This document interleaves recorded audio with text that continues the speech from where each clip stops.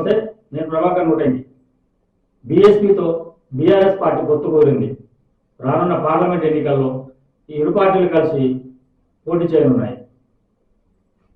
వచ్చే పార్లమెంట్ ఎన్నికలలో తెలంగాణ రాష్ట్రంలో బీఆర్ఎస్ బీఎస్పీ కలిసి పనిచేయాలని చెప్పి నిర్ణయించుకున్నాం. సిద్ధాంతపరంగా అనేక విషయాలలో సామీప్యత ఉంది.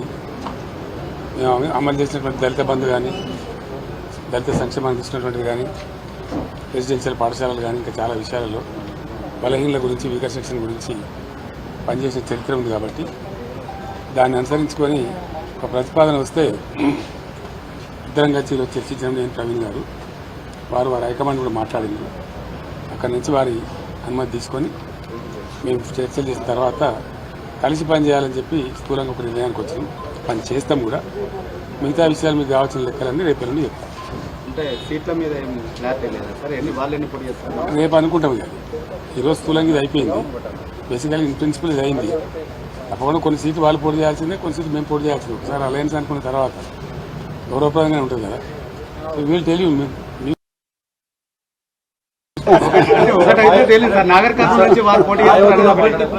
ఎందుకు పెద్దపల్లి నుంచి చేద్దా,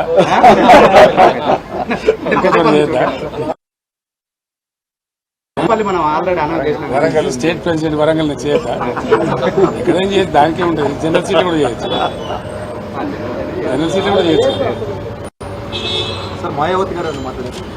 నేను ఇంకా తనతో మాట్లాడలేదు.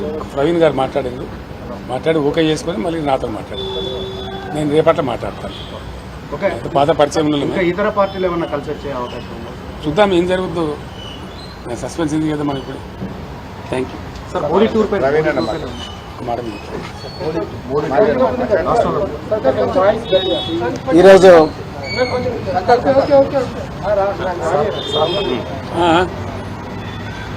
ఈరోజు తెలంగాణ మాజీ ముఖ్యమంత్రి శ్రీ పెద్దలు గౌరవనీయులు శ్రీ కేసీఆర్ గారిని కలిసినందుకు చాలా ఆనందంగా ఉంది. మరి ఈ తెలంగాణనే కాదు, యావత్ భారతదేశం కూడా ఈరోజు లౌకికత్వం అంటే సెక్యులరిజం, లౌకికత్వం ప్రమాదంలో ఉన్నది. మరి భారతీయ జనతా పార్టీ చాలా పెద్ద ఎత్తున కుట్రలు చేస్తూ ఉన్నది దేశాన్ని చిన్నభిన్నం చేయడం కోసం. మరి పూర్తిగా రాజ్యాంగాన్ని రద్దు చేయాలనే కుట్ర చేస్తూ ఉన్నారు.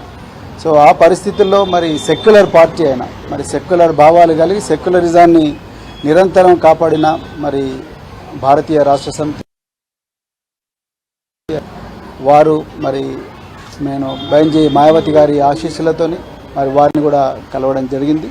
సో ఈ తెలంగాణలో ఈ రాజ్యాంగానికి ప్రమాదం ఏదైతుందో, లౌకికత్వానికి ఏదైతే ప్రమాదం ఉందో, ఈ బీజేపీ నుంచి తర్వాత మరి ఈ మధ్యనే కాంగ్రెస్ కూడా మరి బీజేపీ లాగానే మారుతూ ఉన్నది. ఈ రెండు పార్టీల నుంచి ముప్పు నుండి మరి తెలంగాణను కాపాడడం కోసం మరి మేము అంటే బహుజన్ సమాజ్ పార్టీ మరి భారతీయ రాష్ట్ర సమితితో కలిపి మరి పార్లమెంట్ ఎలక్షన్లలో కలిసి పనిచేయాలని ఇప్పుడే మరి పెద్దలు గౌరవనీయులు కేసీఆర్ గారి దగ్గర మరి మాట్లాడడం జరిగింది. మరి తప్పకుండా మరి ఇంతకుముందు మీరు అన్నట్టుగా సీట్ల సర్దుబాటు విషయం ఏదైతే ఉందో, ఈ షీట్ షేరింగ్ విషయం అయితే మళ్ళీ మేము మా అధిష్టానానికి నివేదిస్తాం. అదేవిధంగా మరి మన మాజీ ముఖ్యమంత్రి గారు తప్పకుండా బైంజీ గారితో కూడా మాట్లాడతారు. సో దాని తర్వాత మరి ఇరు వర్గాలు, ఇరు పార్టీలు ఒక నిర్ణయానికి వచ్చి తర్వాత తప్పకుండా తెలంగాణలో ఈ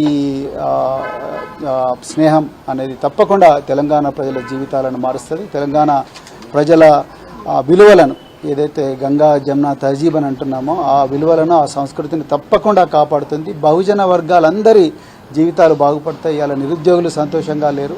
సో పట్టుమని 4 నెలలు కాలేదు, ఇప్పటికీ మళ్ళీ నిరుద్యోగులు రోడ్ల మీదకి వచ్చే పరిస్థితి. అదేవిధంగా పెద్ద ఎత్తున ఈ లౌకికత్వానికి తూట్లు పొడిచే సంస్కృతి అనేది మరి తెలంగాణలో వస్తూ ఉన్నది. అందుకొరకే ఈ స్నేహం అనేది, ఈ ఐకమత్యం అనేది రాబోయే రోజుల్లో తెలంగాణ సమాజాన్ని చాలా గొప్పగా మార్చబోతున్నది. సో చాలా చాలా ఆనందంగా ఉంది అలా మరి ఈ విషయం మీతో మాట్లాడుతున్నందుకు. తప్పకుండా తెలంగాణ ప్రజలు దీన్ని ఆస్వాదిస్తారు, ఆశీర్వదిస్తారని చెప్పేసి నేను కోరుకుంటున్నాను. కేసీఆర్ గారు మరి ఈ సమయం మాకు ఇచ్చినందుకు మరొకసారి ధన్యవాదాలు. అన్ని అంశాల్లో కలిసి పనిచేస్తారు రెండు పార్టీలు. ఇప్పుడు పార్లమెంట్ ఎలక్షన్స్ చెప్తాను.